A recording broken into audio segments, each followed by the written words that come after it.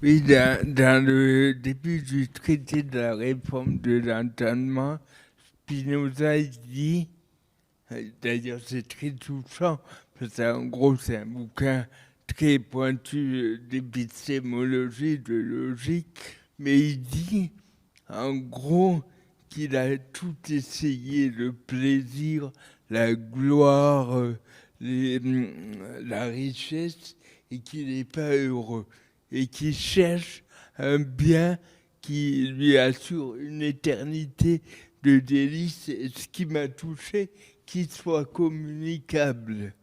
Et c'est pour quelqu'un qui est sur la pratique, c'est tellement important qu'il soit communicable.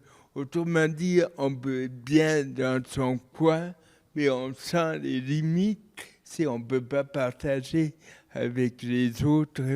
Et l'autre jour, j'étais avec un copain et on promenait, j'avais lu toute la journée Spinoza et j'étais super content.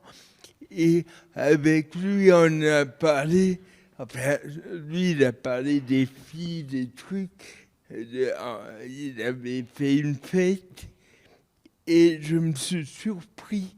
C'est tellement difficile de parler de ça, de cette joie qu'on a à se lever le matin, que des fois, et là, on revient à la question sur le fond du fond.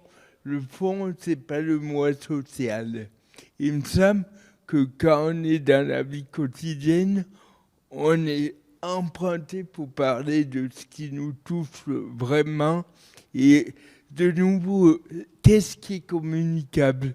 Comment on peut partager à une table entre amis de cette joie profonde et de la communiquer sans être donneur de leçons?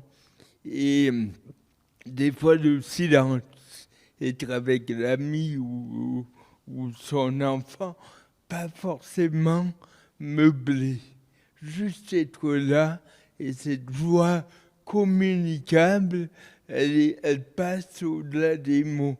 Moi, je ne sais pas encore écouter parce que justement, le silence peut faire peur dans la société si on fait un podcast où on ne dit pas une heure pendant une heure